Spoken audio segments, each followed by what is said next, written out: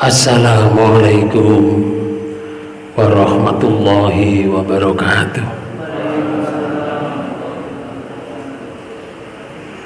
Bismillahirrahmanirrahim. Alhamdulillahil qail fi kitabihil karim. A'udzubillahi minasyaitonir rajim. Walladzina yarmuna azwajahum walam yakul lahum syuhada'u illa anfusuhum fasyahadatu ahadihim arba'u syahadati billah innahu laminas shodiqin. Wal khamisatu anna la'natallahi alaihi in kana minal kadhibin. Asyhadu an la ilaha illallah wahdahu la syarika lah wa asyhadu anna Muhammadan abduhu wa rasuluhu la nabiyya wa la rasula ba'dahu. Allahumma sholli wa sallim wa barik ala Muhammadin wa ala alihi wa ashabihi wa man tabi'ahum bi ihsan ila yaumiddin, amma ba'du. Hadirin hadirat Bapak Ibu yang dirahmati Allah, alhamdulillah pada kesempatan ini kita semuanya diberi sehat oleh Allah, baik sehat iman Islam, sehat jasmani dan rohani. Mudah-mudahan gerak langkah kita ini menjadi amalan yang mengantarkan kita menghadap Allah dalam keadaan husnul khotimah. Amin. Para bapak dan ibu dan sekalian, kajian kita di surat An-Nur kemarin pada pertemuan yang lalu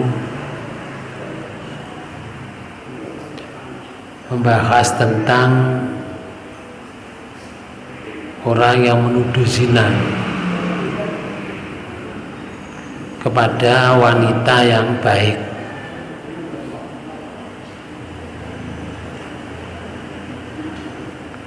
Maka orang yang menuduh zina itu menurut Quran surat An-Nur ayat 4, Allah menyatakan walladzina yarmunal muhsanati summa lam ya'tu bi arba'ati syuhada fa ajliduhum samanina jaldatan. Orang yang menuduh wanita yang baik itu dituduh zina dan mereka tidak mendatangkan 4 orang saksi, maka deralah mereka yang menuduh itu 80 kali derah. Wala taqbalu lahum syahadatan abada, dan janganlah kamu terima kesaksian mereka buat selama-lamanya. Wa ulaika humul fasikun, dan mereka itulah orang-orang yang fasik. Bapak Ibu, di ayat ini jelas sekali bahwa disebutkan oleh Allah bahwa orang yang menuduh zina kepada wanita yang baik atau menuduh zina pada istrinya, dituduh zina pada orang lain, sinudun ini ikut dihukum, Bapak. Dihukum derah. Kalau di ayat sebelumnya, ayat 2 dan ayat 3, itu hukuman zina. Bahwa orang yang zina ada 2, zina muksan dan zina ghairu muksan.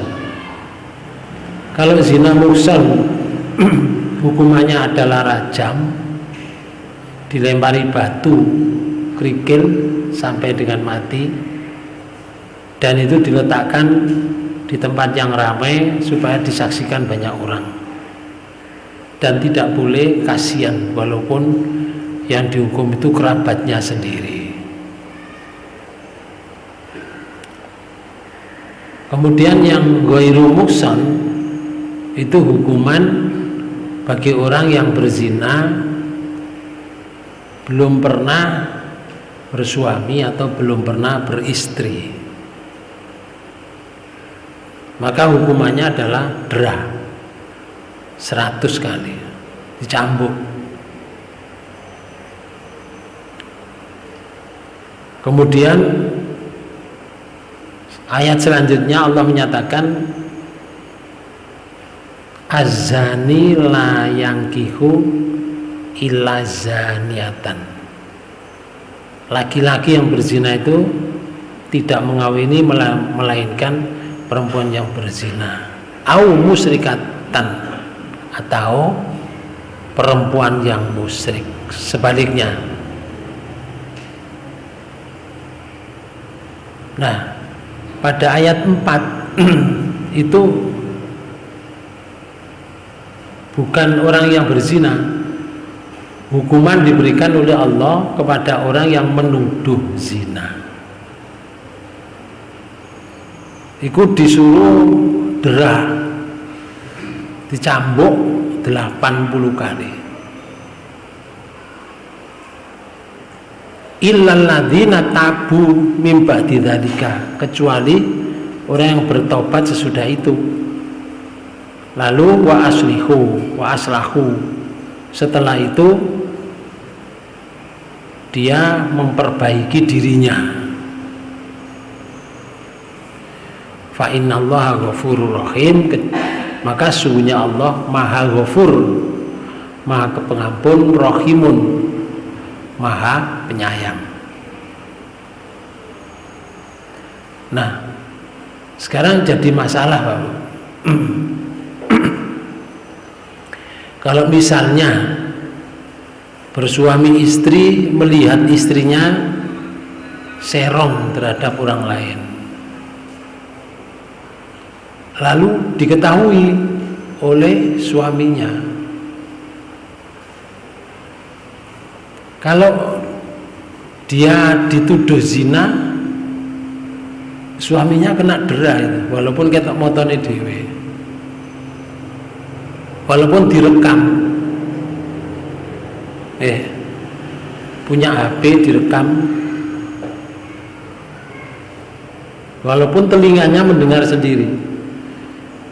Itu kalau menuduh istrinya zina yang sudah terang-terang zina, maka orang itu dihukum dera, dicambuk berapa? 80 kali.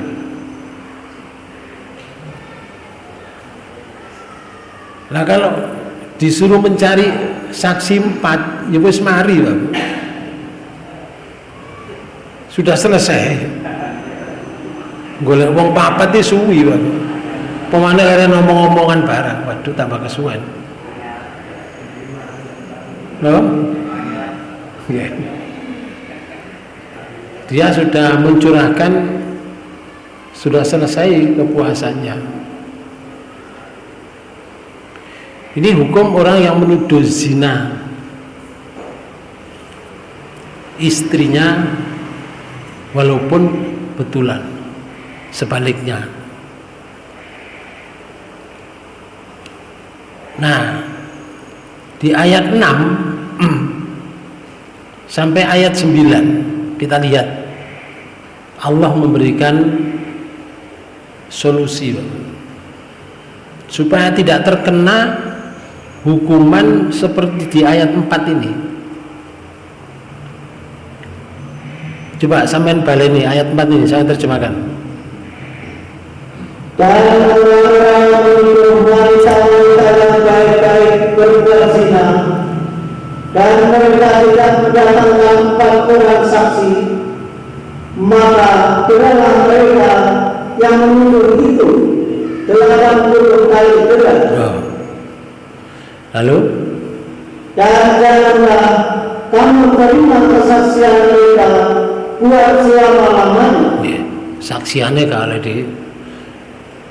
oleh diyakini, gak oleh dijadikan pegangan dan tidak bisa diterima. Nanti dia dianggap termasuk bohong selama-lamanya. Terus dinilai Dan mereka itulah orang-orang yang fasik. dinilai oleh Allah fasik.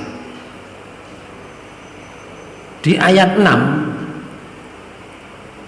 Allah memberikan solusi, Pak.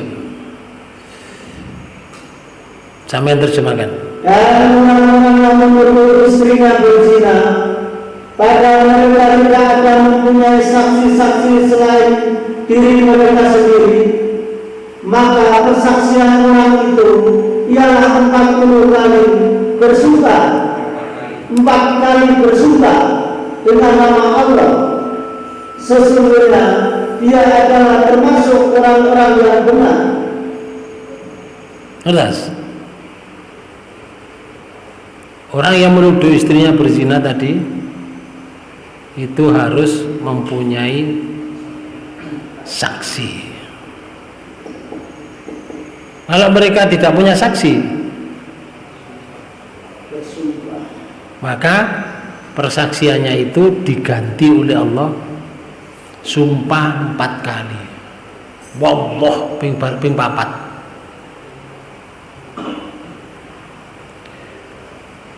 Kemudian ayat 7, wal khamisatu anna la'natallahi alaihi in kana minal kadhibin. Dan sumpah yang kelima, bahwa laknat Allah atasnya jika dia termasuk orang-orang yang berdusta. Nanti sumpah ping 5 untuk mengatasi ini. Kalau dia tidak sumpah, didera.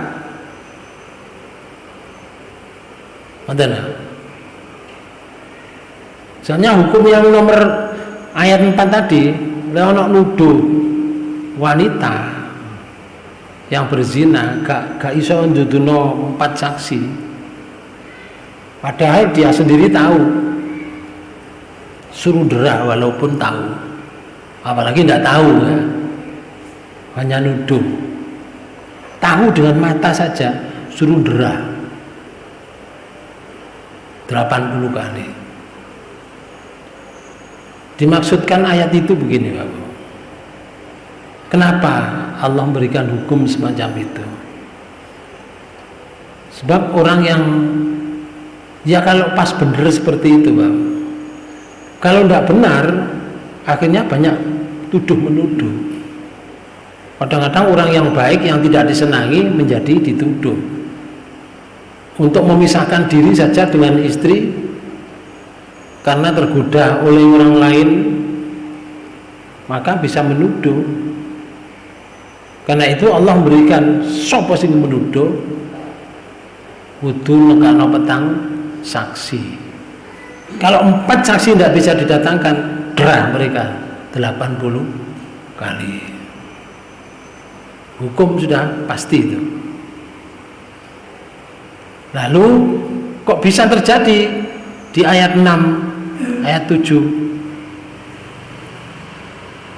Kemudian di ayat 8. Wa yadra'u an hal adzaba an tashhada arba'a syahadatin billahi innahu laminal kadhibin. Istrinya itu dihindarkan dari hukuman oleh sumpahnya 4 kali atas nama Allah. Sesungguhnya suaminya itu benar-benar termasuk orang-orang yang dusta.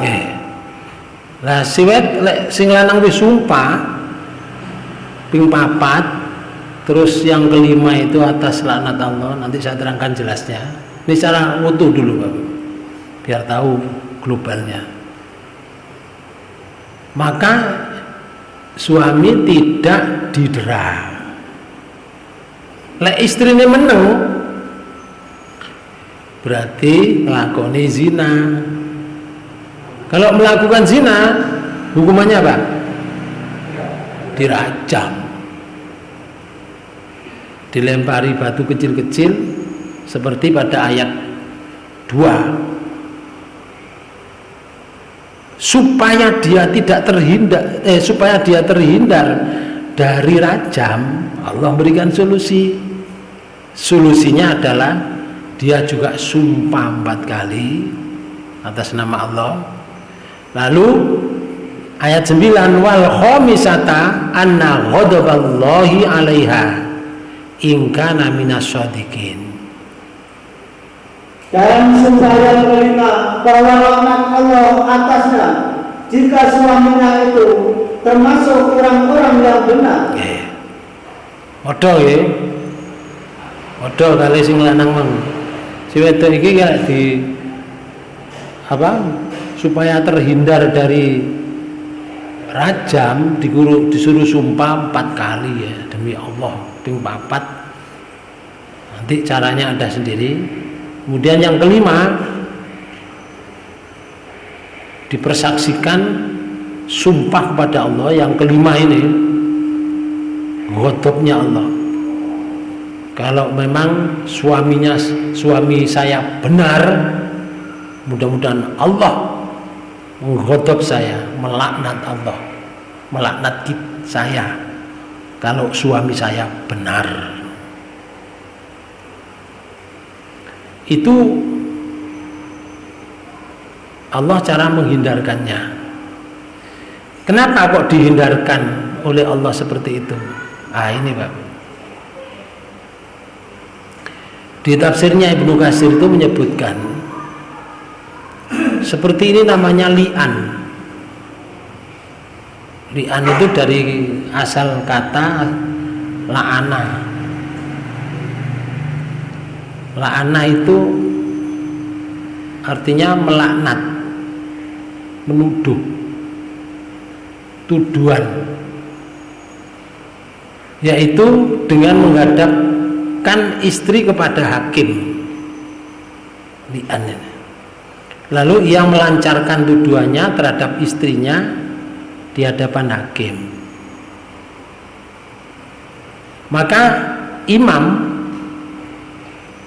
akan menyumpahnya sebanyak 4 kali dengan nama Allah sebagai ganti dari 4 orang saksi yang diperlukannya, bahwa sesungguhnya dia benar dalam tuduhan yang dilancarkannya terhadap istrinya. Jadi untuk mengganti saksi 4 tadi, bersumpah atas nama Allah 4 kali. Nah, proses li'an seperti ini. Yang kelima, wal khamisatu anna la'natallahi alaihi in kana minal kadhibin. Dan sumpah yang kelima, bahwa laknat Allah atasnya jika dia termasuk orang-orang yang berdusta. Jadi muni ngeten Pak. Di hakim niku muni ngeten. Wallah, istri saya telah berzina dengan si A. Wallah, istri saya telah berzina dengan si A. Saya melihat sendiri. Wallah, istri saya telah berzina dengan si A. Saya melihat sendiri. Si nomor 4, wallah, istri saya telah berzina dengan si A. Saya melihat sendiri, saya kamera.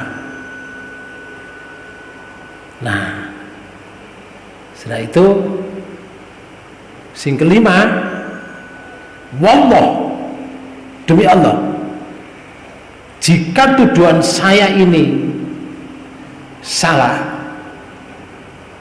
maka semoga Allah melaknat kami jika saya ini tuduhan saya salah. Berarti lek benar enggak? Enggak. Maka si suami bebas dari dera, Pak. karena sudah sumpah. Dan hukum, Bapak, hukum apabila suami dan istri sudah mula'anah, sudah laknat melaknat, tuduh menuduh, maka dipisahkan oleh hakim. Pisah ini bukan seperti pisahnya ketika orang itu ditinggal mati oleh suaminya. Bukan pisah karena perceraian, karena pertengkaran atau yang lain. Kalau pisah ini, Pak Bu, maka tidak ada talak roj'i, betul? Tidak ada talak rujuk, nggak bisa kembali, kan? Pisah selama-lamanya. Ketika dilaknat, dimula'anah, terus istri itu terjadi benar, telah dibuktikan benar, maka harta yang telah diberikan kepada istri diambil. Gak oleh dinikmati oleh istri, karena harta yang telah diberikan kepada istri itu untuk menghalalkan. Namanya apa nih?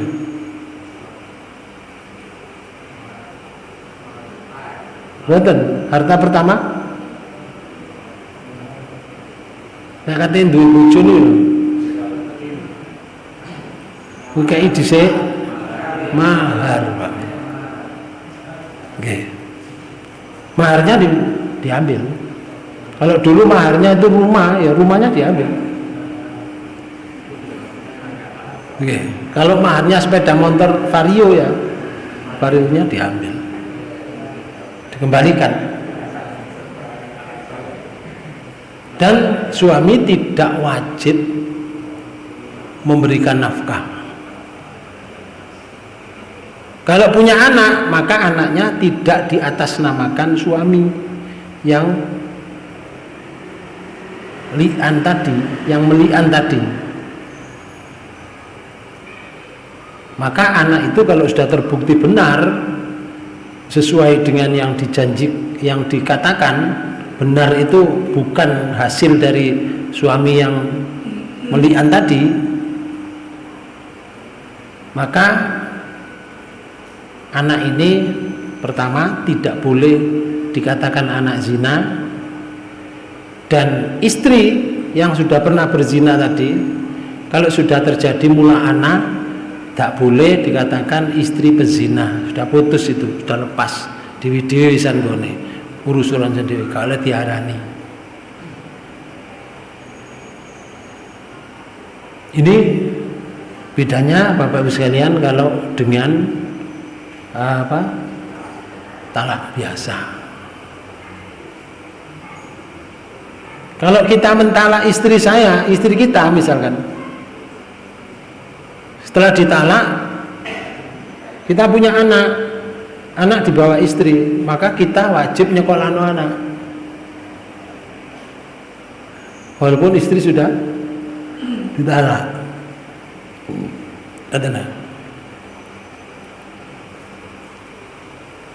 Dan kalau talaknya pertama masih bisa dirujuk. Itu dengan batasan 3 kali kuruk, 3 kali suci. Kalau 3 kali suci bisa rujuk, bisa kembali lagi. Kalau sudah lepas dari itu, sudah 3 kali kuruk, enggak ada, berarti sudah perpisahan terakhir, namanya talak. Kalau dapat 2 bulan kembali, kok terjadi hang heng hong dang deng dong lagi, misunderstanding dalam rumah tangga, talak lagi, maka talak kedua masih diberi kesempatan rujuk. Rujuk, setelah rujuk ono talak mana wis gak oleh. Gak oleh dikembalikan. Gak oleh kembali orang itu. Harusnya perempuan itu dinikah orang lain. Kalau orang lain nanti misa atau nalak baru balik mana? Iku lek diculno. Nggih, lek diculno Bu. Lek gak diculno ya wis dipek wong iku sampai mati wong iki. Dan kemudian Bapak Ibu sekalian, di ayat ini tadi 7, di ayat 9 wal khomisatu lek sing wedok ingoten untuk menghindarkan dia dari hukuman rajam, maka disuruh sumpah 4 kali. Kalau dia menerima, gak mau sumpah, dirajam. Benar?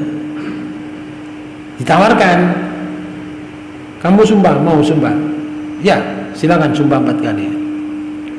Sumpah, wallah, demi Allah, tuduhan suami saya bahwa saya berzina dengan si A bohong. Ini diucapkan ping 4. Yang kelima, ini di ayat 9, wal khomisatu anna ghadaballahi 'alaiha in kana minas shadiqin. Sumpah yang kelima bahwa laknat Allah atasnya jika suaminya termasuk orang yang benar. Yang kelima, wallah, demi Allah, bahwa tuduhan suami saya bahwa saya berzina dengan si A, kalau itu benar, semoga Allah melaknat aku jika suami saya benar. Tapi ada nggak orang yang bersumpah seperti ini walaupun dia melakukan? Ada kan? Ada, bisa terjadi Pak Bu, untuk mempertahankan keluarganya supaya tidak malu di hadapan orang banyak, walaupun itu salah dan resikonya besar. Siksa di akhirat itu lebih berat. Atau di dunianya sudah kena laknat sebelum sampai ke akhirat.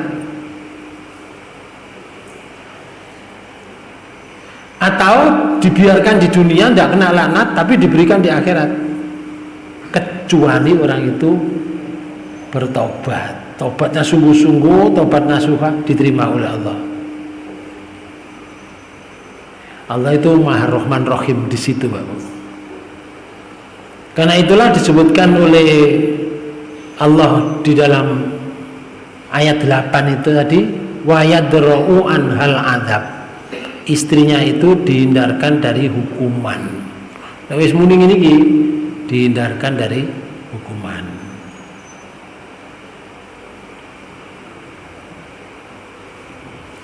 Istrinya dihindarkan dari hukuman had tadi, antashhada arba'a syahadatin billah innahu laminal kadzibin, di ayat 8 dan 9 tadi, dengan sumpah 4 kali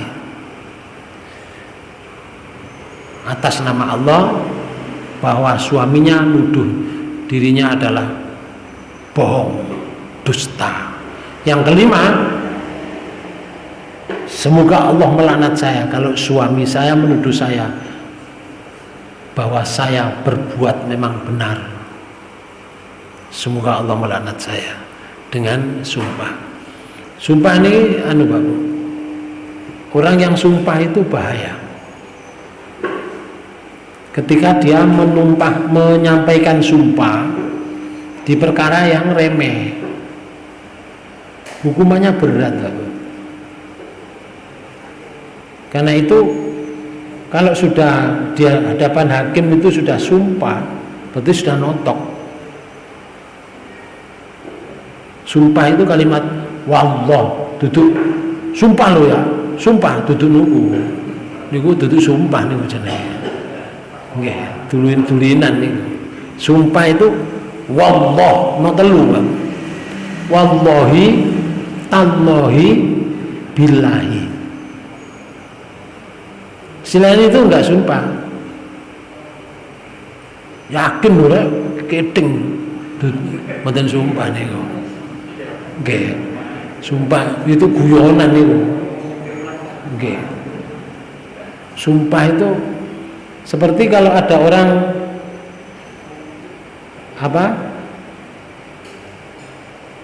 menyebutkan bahwa istrinya diserupakan dengan ibunya, itu namanya mendihar. Itu ya sumpah, Bu. Wallah loh, sampean gegeri padha mbek gegeri ibu. Ayo enggak, Mas. Wong aku lho dudu ibu sampean. Wallahi. Loh.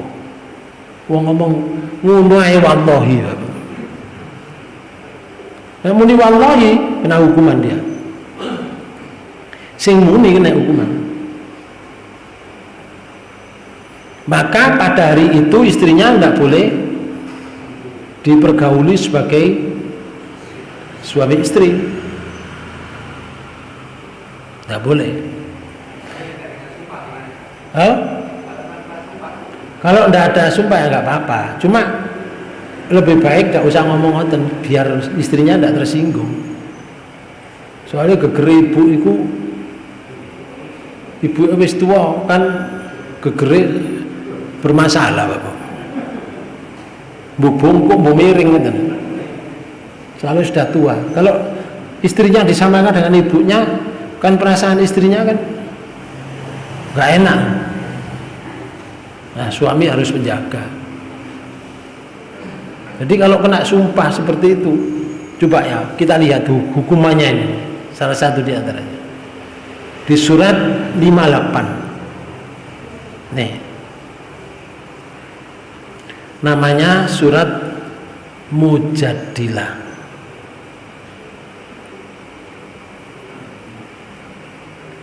Ayat 2. Alladzina yudhahiruna minkum min nisaihim ma hunna ummahatihim in ummatuhum illallai waladnahum wa innahum la yaquluna munkara minal qauli wa zura wa innallaha la afuwun ghafur. Ayat 2. Orang-orang yang menziarah istrinya di antara kamu. Menziarah itu seperti tadi ya, menyerupakan, yaitu menganggap istrinya sebagai ibunya, padahal dia adalah istri mereka itu ibu mereka. Ibu-ibu mereka tidak lain hanyalah wanita yang melahirkan mereka, dan sesungguhnya mereka sungguh-sungguh mengucapkan suatu perkataan yang mungkar dan dusta. Ini Allah menyatakan itulah pernyataan mungkar, itulah pernyataan dusta. Lalu dan sesungguhnya Allah Maha Pemaaf lagi Maha Pengampun. Ya sudahlah, kalau kamu mau tobat, saya maafkan. Nah, orang yang dimaafkan itu mesti harus ada syarat, Bapak. Ada syarat. Ayat 3. Orang-orang yang menziarah istri mereka, kemudian mereka hendak menarik kembali apa yang mereka ucapkan. Nah, niki. Sebujune muring-muring, terus mau narik kembali ucapannya. Ya sudah, ndak, kamu ndak seperti ibu saya. Gak iso, Pak Bu, ngoten iki gak iso. Lek tulisan dibusek kene. Tapi lek ucapan ndak iso. Wis purane ya ndak boleh. Kalau sudah mengatakan wallah, maka harus ditebus. Allah memberikan maaf, tapi tebusan sih. Maka caranya begini. Maka wajib atasnya memerdekakan seorang budak sebelum kedua suami istri itu bercampur. Sadurunge campur golek budak sih. Kalau itu peristiwanya terjadi di Indonesia, kalau budak, Bapak, enggak perang, Di negara lain juga tidak ada perang, tidak ada budak. Sekarang ini perbudakan sudah dihapus. Lek gak ono, Allah mengatakan, demikianlah yang diajarkan kepada kamu, dan Allah Maha mengetahui apa yang kamu kerjakan. Nah, sekarang famalam yajid fasyamu sahroini mutatabi'aini min qabli ayyatamassa famalam yastati fa'id amun sittina miskina dzalika litu'minu billahi wa rasulihi wa tilka hududullah walil kafirina adzabun alim. Ayat 4. Barang siapa yang tidak mendapatkan budak, Nah, saya gak dapat budak. Terus si Allah, maka wajib atasnya berpuasa 2 bulan berturut-turut sebelum keduanya bercampur. loh Pak Bu, poso 2 bulan berturut-turut, usah ulan mokel ya Pak. 2 bulan berturut-turut sebelum campur. Saiki wis oleh saulan punjul 28 dina. Dadak awake adem panas Pak Bu. Nggih. Terus gak poso. Baleni maneh. Oh niki berturut-turut gale pedhot ya. Sebelum bercampur. Berat Pak Bu. Tapi masih ada solusi lagi. Maka siapa yang tidak puasa wajibkan atasnya memberi makan 60 orang miskin. Nah, mungkin ini yang bisa ditempuh. Nggih. Pesen ae nanggone PKL 5 niku, kaki 5 swidak bungkus makanan dengan harga yang seperti yang dimakan. Swidak kek wong, mari dikekno wong baru boleh bercampur dengan istrinya. Kira-kira misalkan ada orang mula anak, bisa nggak melakukan seperti ini di Indonesia? Saya yakin nggak akan melakukan ini Pak.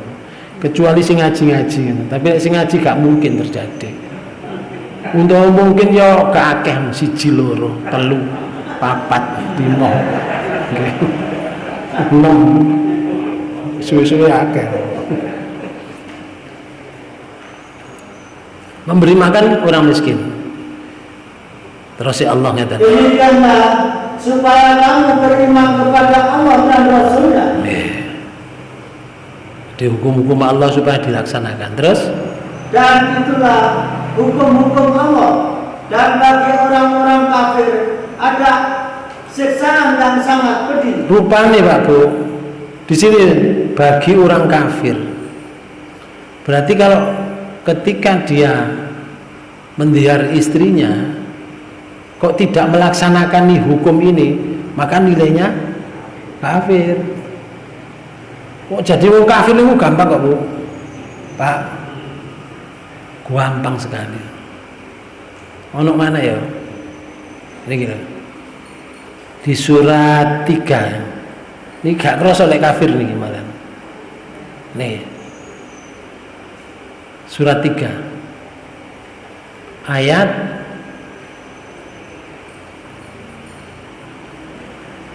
256. Oh, 156. Nggih. Surat 3 ayat 156. Ya ayyuhalladzina amanu la takunu kalladzina kafaru. Nggih.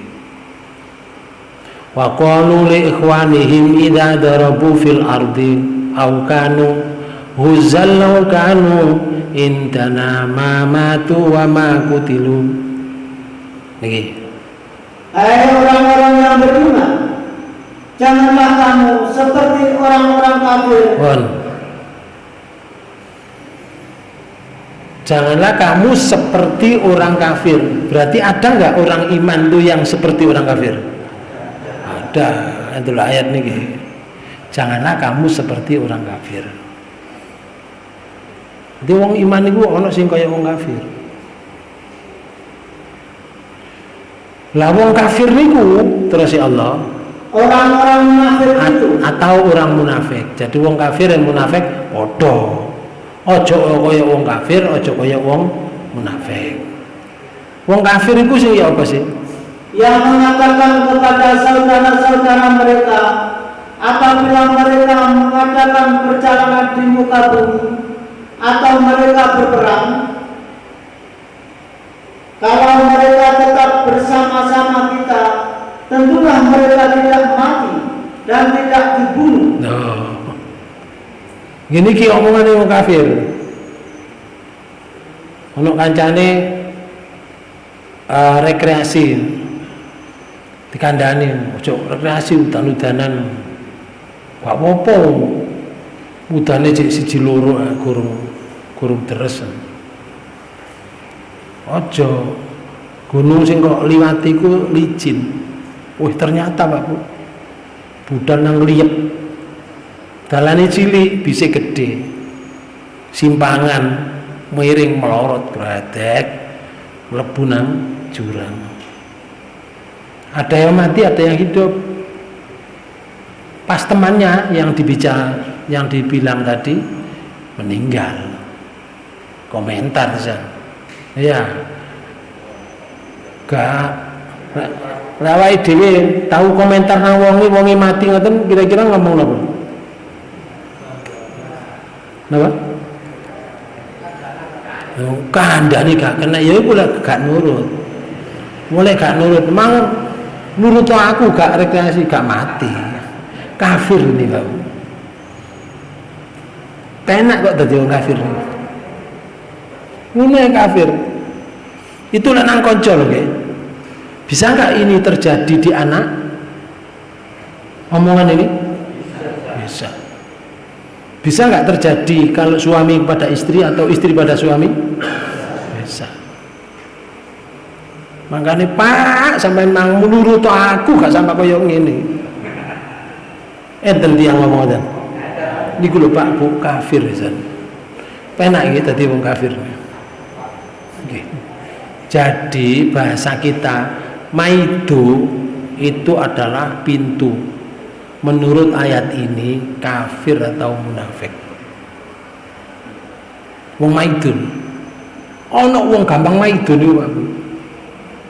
Koyok-koyok awake niku lek ngomong mesti bener lho. Mesti bener nang keluargae, koyok-koyok. Makanya setiap ada sesuatu yang buruk di keluarga itu mesti dipaidu. Mesti. Lah itu berarti derajatnya jadi napa? Orang kafir. Naudzubillah min dzalik. Makane nek ngaji ngoten Pak Bu, nek mari ngaji ono pelajaran semacam ini dari Al-Qur'an. Kita pulang, kita menjadi orang yang berumah tangga tidak akan mudah memberikan satu keputusan atas kebenaran dirinya sendiri, bahwa ketika orang lain tidak mengikuti dengan pendapat kita itu menjadi kecelakaan, lalu kita membenarkan dirinya sendiri. Itu tidak boleh. Itu kafir. Nang anak kon bang nurut bapak gak sampai koyo ngene, gak nurut, untung sikilmu gak cuklek, sudah kafir. Gampang jadi kafir. Dadi lek ana anak kok dikandani gak kena terus tangani cuklek tiba, ya ditambahno ae wis gak usah diseneni ngoten lho Mas Sen. Gak usah dipaido. Mek dikandani ngene lho Nak, kon nek numpak sepeda ojo banter-banter. Dalan sing model kaya ngono iku bahaya. Mulai wis waras kena sepeda ojo sampai model tiba model kaya ngene maneh. Anak tidak merasa diseneni Pak Bu, tapi merasa ada ilmu yang masuk karena ucapan bapak tadi yang baik. Ku jenenge kaulan sadida, ucapan yang sadid itu yang sungguh Pak. Itu membekas di anak.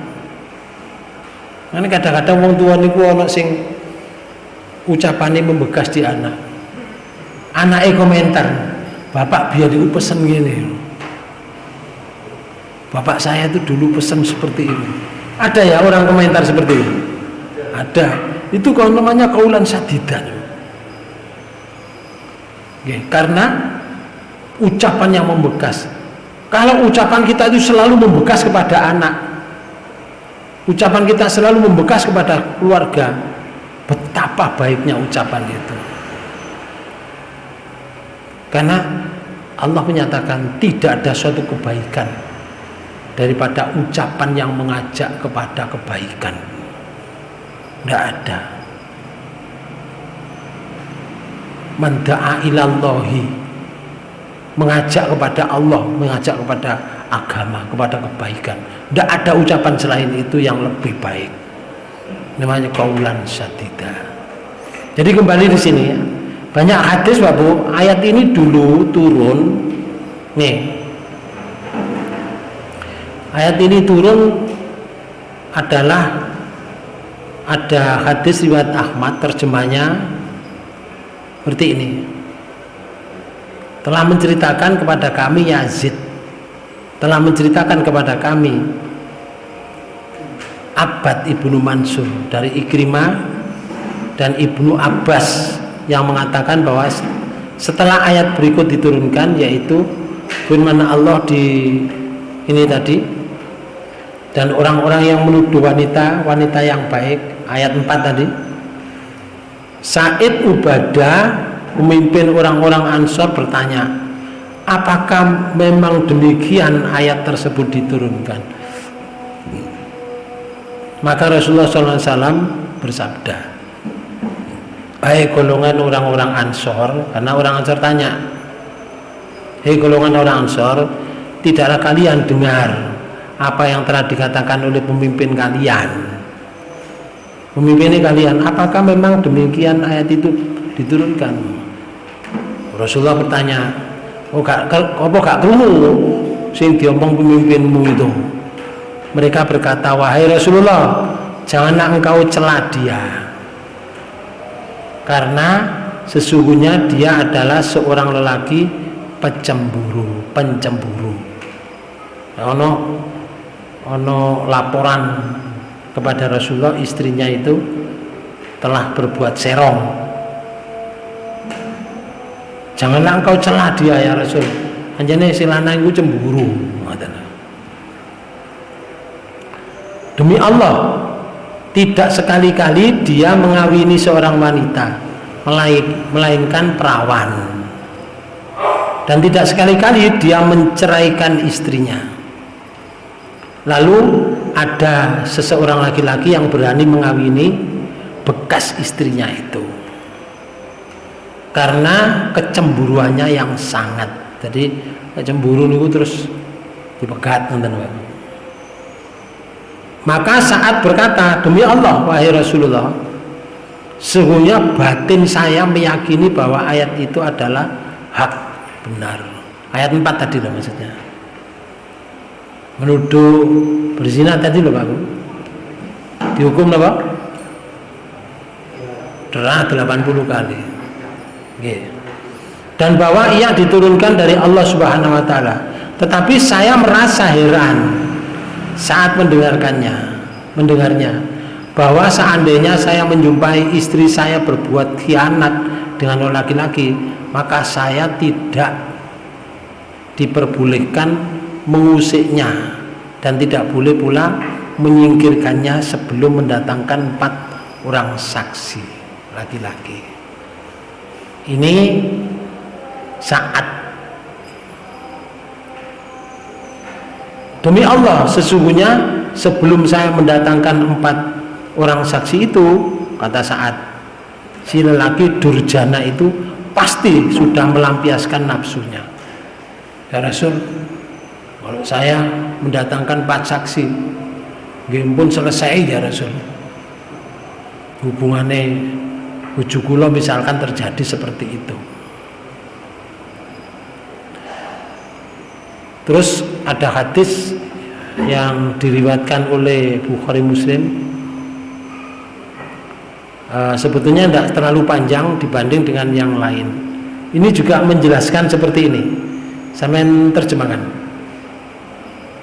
Dari Sa'id bin Jubair bahwa ia pernah bertanya kepada Abdullah bin Umar, "Hai Abdurrahman, apakah suami istri yang telah berlian itu harus diceraikan antara keduanya?" Ia menjawab, "Subhanallah, iya. Sesungguhnya pertama kali orang yang bertanya tentang hal itu adalah Fulan bin Fulan. Ia bertanya, 'Ya Rasulullah, bagaimana pendapatmu kalau salah seorang di antara kami ini mendapati istrinya berbuat zina? Apakah yang harus ia lakukan? Jika ia berbicara, berarti berbicara tentang urusan besar. Dan jika ia diam, ia berbicara. Dan jika ia diam, berarti ia mendiamkan perkara besar juga." Bicara perkara besar, kalau diam mendiamkan perkara besar. Terus Ibnu Umar berkata, kemudian Nabi Shallallahu Alaihi Wasallam diam, tidak menjawabnya. Kemudian ia datang lagi kepada Nabi Shallallahu Alaihi Wasallam, lalu berkata, "Sesungguhnya yang kutanyakan kepadamu itu menimpa diriku sendiri." Menimpa dirinya, berarti istrinya serong. Terus lalu Allah Azza wa Jalla menurunkan ayat-ayat dalam surat An-Nur, dan orang-orang yang menuduh istri-istrinya berzina. Kemudian Nabi Sallallahu Alaihi Wasallam membacakan ayat-ayat tersebut kepadanya dan menasihatinya serta mengingatkannya dan memberitahu bahwa azab di dunia itu lebih ringan daripada azab di akhirat. Lalu orang itu berkata, "Tidak, demi Zat yang mengutusmu sebagai nabi dengan benar, aku tidak berdusta atas istriku." Tadi Ibnu Mas'ud. Inilah Ibnu Umar maksud saya. Itu terjadi di rumah tangganya seperti itu. Lalu nyampaikan pada Rasulullah, "Ya Rasul, ini terkena pada diri saya. Yang pada beberapa yang lalu saya tanyakan itu ya Rasul. Ini menimpa pada keluarga saya ya Rasul." Nah, Rasulullah ketika ada orang menuduh istrinya, mesti dikandani, "Bertakwalah kamu kepada Allah. Takutlah azab akhirat itu lebih berat daripada azab di dunia. Bertakwalah kamu kepada Allah." Artinya ojo gampang nuduh. Tapi kalau iya bener, mesti yang nuduh kan otot tuh. Nggih. Sing nuduh mesti ngotot tuh. Loh ya Rasul, demi Allah saya tahu sendiri. Lah ngoten nah. Sing nuduh mesti ngotot. Nah, demi Zat yang mengutusmu sebagai nabi yang benar, dengan benar, aku tidak berdusta atas istriku. Lalu kemudian Nabi Sallallahu Alaihi Wasallam memanggil istri orang itu seraya menasihatinya dan memberitahu bahwa azab di dunia itu lebih ringan daripada azab di akhirat. Perempuan itu kemudian berkata, "Tidak, demi Zat yang mengutusmu sebagai nabi dengan benar, suamiku itu dusta." Nah, kan saling menuduh nih. Ini jenenge li'an mula'ana. Itu suami saya itu dusta ya Rasul. Suami saya itu dusta. Demi Allah, engkau adalah nabi yang benar. Demi Allah, suami saya itu dusta, menuduh saya berzina. Wah, ini jenenge saling menuduh. Rasulullah kan tidak tahu. Kemudian lalu Nabi Sallallahu Alaihi Wasallam memulai dari si laki-laki. Laki-laki itu bersumpah dengan nama Allah 4 kali bahwa dia sungguh di pihak yang benar, dan kelimanya, semoga laknat Allah akan menimpa dirinya jika aku berdusta. Lalu Rasulullah Sallallahu Alaihi Wasallam beralih kepada si wanita. Kemudian wanita itu bersaksi dengan nama Allah 4 kali bahwa sesungguhnya suaminya itu berdusta. Dari kelimanya, semoga murka Allah ditimpakan kepadanya jika suaminya itu benar. Lalu beliau menceraikan keduanya. Hadis riwayat Ahmad, Bukhari dan Muslim. Bapak-Ibu sekalian, jadi prosesnya seperti itu. Lalu dipisahkan Rasulullah, udah kamu cerai. Pak Bu, ada kisahnya itu dari Hilal ibnu Umayyah, persis seperti itu. Nah, Hilal ini orang yang tobatnya diterima oleh Allah ketika dia tidak mengikuti perang jenenge perang Tabuk. Perang Tabuk itu ceritanya panjang, Pak Bu. Dulu saya ceritakan di sini ketika menerangkan surat Hud. Panjangan masih lupa ya? Atau masih ingat? Masih lupa. Dia tidak berangkat perang Tabuk karena waktu itu panas. Jaraknya dari Madinah ke Tabuk itu 800 km melaku, sampai melewati daerah yang dulu pernah diadab oleh Allah, yaitu kaumnya Nabi Hud dan Nabi Lut. Sampai mengambil, dan Nabi Su'aib, sampai mengambil air yang dulu pernah diminum oleh unta, bergantian dengan dengan kaumnya.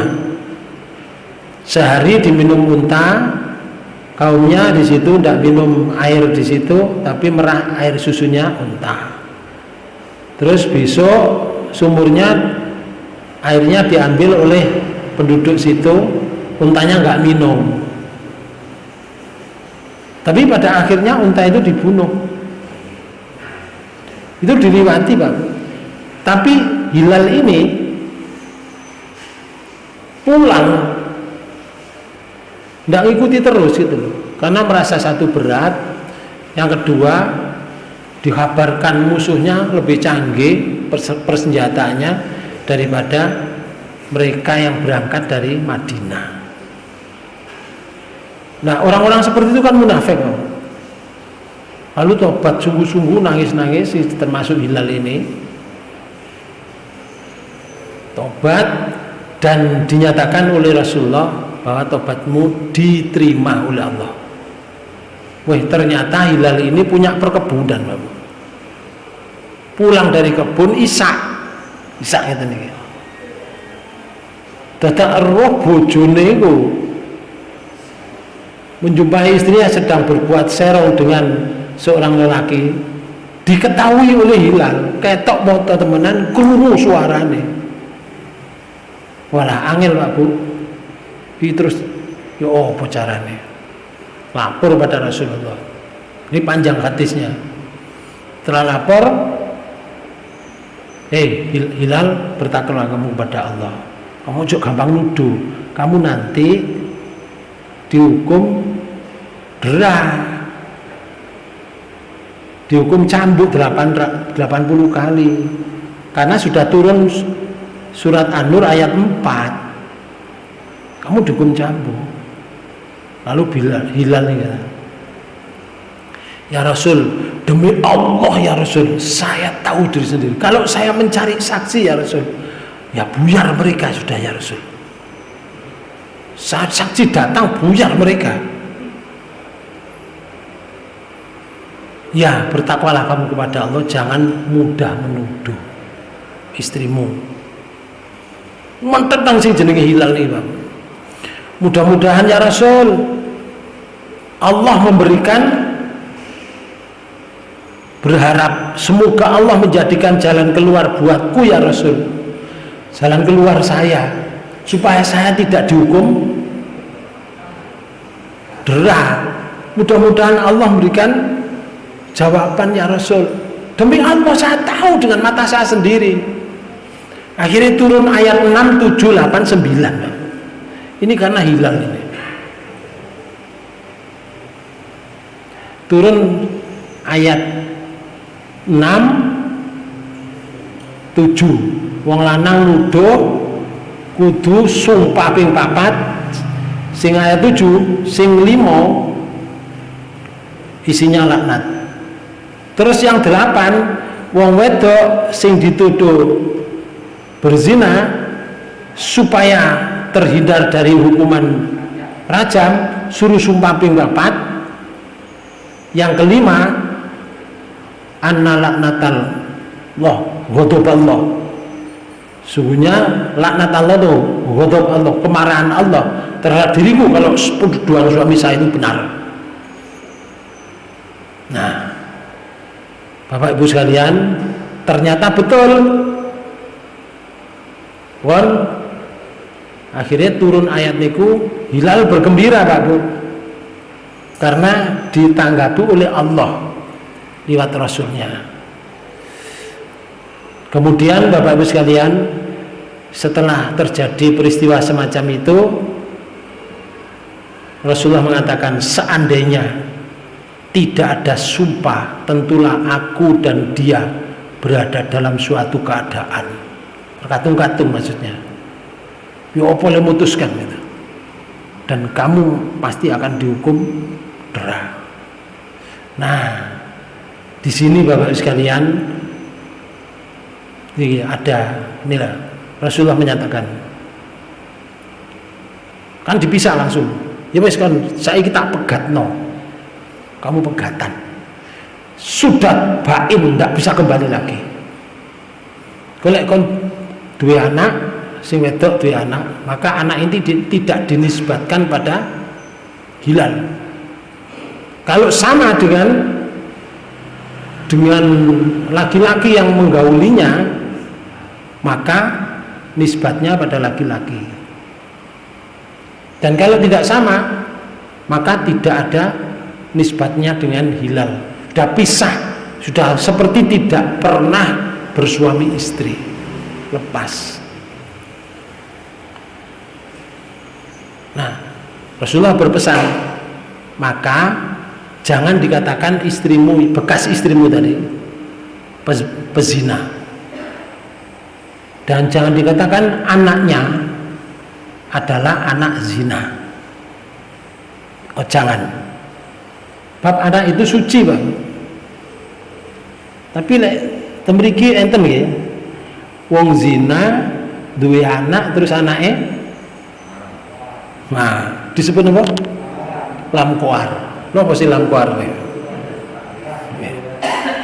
Akhirnya wong menjauh. Sepertinya anak-anak yang dari zina, ya, tanpa bapak yang jelas, itu koyok-koyok elek. Boten aku.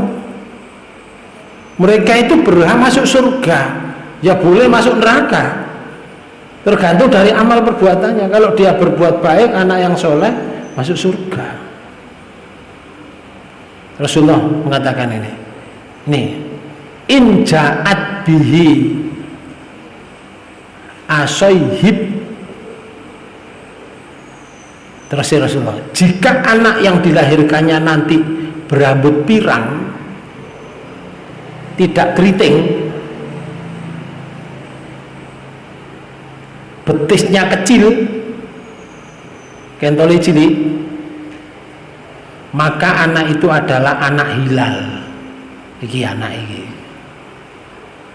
Tapi kalau jika melahirkan bayi yang berambut hitam keriting, nah iki mang berambut pirang, iki hitam keriting, betisnya berisi belenduk, betisnya ini gitu, kentole kentol kok sing trepes nggih. ono sing blenduk. Nek kentole blenduk, betisnya berisi dan pantatnya besar, ya, maka bayi itu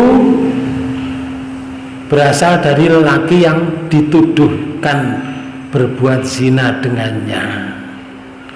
Betul Pak Bu, ketika lahir pas kencenge lahir niku didelok koyok sinten laki-laki yang dituduh zina tadi, bener. Namun Pak Bu, ini loh, melahirkan bayi yang berambut keriting, padat bentisnya dan besar pantatnya, berarti iku keturunannya wong sing menggauli, sing menzinai. Bapak Ibu sekalian, orang ini Pak Bu, yang namanya anaknya tadi akhirnya menjadi orang besar Pak Bu. Ikrimah mengatakan sesudah dewasa anak tersebut menjadi amir di negeri Mesir. Anak yang zina loh. Ya, Rasulullah berpesan, ojo dikatakan anak zina, ojo dikatakan istrinya berzina. Bisa berzina, sudah urusannya dengan Allah. Di dunia sudah selesai, duduk bojomu, wis ojo diomong. Saiki dia adalah berdiri sendiri, biar mencari suami yang lain. Kamu cari istri yang lain. Bahasa kula Bapak. Karena itu lek ono bersuami istri kok sing misalkan suaminya serong atau istrinya serong, jangan dipateni Bapak. Kula kok pedang dibuacok. Wah, urusan kriminal. Dihukum panjenengan. Jangan dibunuh. Gak apa-apa. Kita lian saja. Kita lian saja, nanti diatur di pengadilan agama. Nggih. Nanti seperti tadi. Setelah itu bisa, sudahlah bisa. Kalau sing perempuan tadi benar-benar berzina, kok dia mengatakan, wallah saya tidak berzina seperti yang dituduhkan suami saya. Jika benar saya dilaknat oleh Allah, maka dia dilaknat sendiri oleh Allah. Setelah itu urusanmu selesai sudah, carilah istri yang lain. Sojok dipikir si akeh bojo yang lain. Suami dan istrinya kok terjadi enggak cocok, dilihat oleh istrinya bahwa suami terjadi semacam itu. Gak usah disiram banyu panas Pak Bu. Jangan, nanti jadi kriminal. Ya apa caranya? Buat lian saja. Cuma lewong wedok bukan namanya lian. Cuma prosesnya seperti laki-laki tadi. Kalau sudah bisa aja sudah. Si wedok jake wong lanang. Golek ae sing lanang, pilih ae sing apik. Makanya janda itu diberi bebas menentukan dirinya sendiri. Sing apik niku golek bojo niku lah tidak menunggu dilamar to, Pak. Ana wong wedok kok saiki ana wong lanang kok ketoke apik. Ojo ada ngeteni dilamar. Lamar diparani mawon. Dilamar dhewe. Siapa tahu itu yang lebih baik. Rasulullah itu ketok apik dilamar oleh Khadijah. Tapi bagaimana orang-orang di masa itu? Wah, gak izin janda umur 40 tahun ngelamar ame arek umur 20 tahun. Gak izin. Jarine Khadijah, aku gak izin, aku ngelamar kan lek gelem, lek gak gelem ya gak apa-apa. Setelah dilamar gelem Rasulullah. Sing untung sinten? Khadijah. Barang oleh 10 tahun pernikahan, Rasulullah dikei pangkat profesor doktor jenenge Al-Amin, Pak.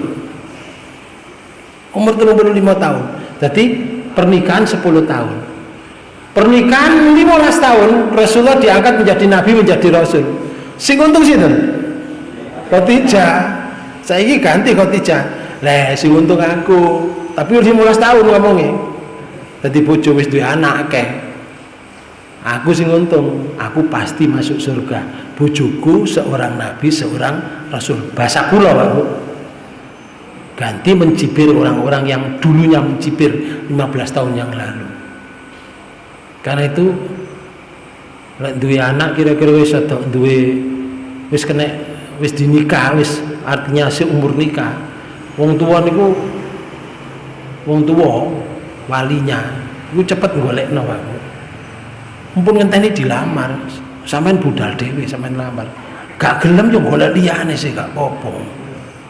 Iku lek gelem lah lumayan. Siapa tahu mari dilamar oleh 5 tahun jadi bupati. Pokoknya gak korupsi loh. Oke. Bapak Ibu sekalian, oke. Itu caranya. Jadi kembali ke sini, ternyata orang tadi menjadi amir di negeri Mesir. Dan ia selalu dipanggil dengan nama ibunya dan tidak dinisbatkan kepada ayahnya. Setelah diputus, suruh kembalikan maharnya, balik no, karena kamu sudah kelihatan bahwa perbuatanmu benar, tuduhan suami. Jadi harta-hartanya yang telah diberikan dibalik no, kamu harus mengembalikan, karena harta yang diberikan itu untuk menghalalkan. Kalau ini sudah tidak halal, maka harus dikembalikan. Itu yang dimaksud oleh ayat 10 nih. Di ayat 10 itu ada kalimatnya dan walaula fadlullahi alaikum warahmatuhu wa annallaha tawwabun hakim nih. Dan andai kata tidak ada karunia Allah dan rahmatnya atas diri kalian. Oh, rahmat Allah niku wau. Wala nang nek gak dikei sumpah 4 mbek sing 5 pasti dihukum dera. Si wedok kok gak dikei jalan solusi oleh Allah, sumpah 4 yang kelima atas laknat Allah, si wedok akan dirajam. Niku jenenge rahmat. Niki jenenge karunia. Inilah karunia Allah terhadap kalian. Terus tentulah kalian berdosa dan tentulah kalian akan mengalami banyak kesulitan dalam urusan-urusan kalian. Terus dan andai kata Allah tidak menerima taubat kepada hamba-hambanya, sekalipun hal itu sesudah sumpah yang berat, lagi maha bijaksana. Okay. Allah maha bijaksana. Mudah-mudahan ayat 6 sampai 10 ini menjadi tambahan pelajaran ilmu kita, dan kita di dalam rumah tangga jangan sampai terjadi dihindarkan oleh Allah dari sesuatu malapetaka yang menyedihkan, sehingga kita menjadi orang yang rukun di dunia dan berakhir dengan keadaan husnul khotimah. Demikian, kurang lebihnya mohon maaf. Kita tutup pertemuan ini dengan bacaan hamdalah. Alhamdulillahirrahmanirrahim. Subhanakallahumma wa bihamdika asyhadu an la ilaha illa anta astaghfiruka wa atubu ilaik. Kurang lebihnya mohon maaf. Wassalamualaikum warahmatullahi wabarakatuh. Waalaikumsalam.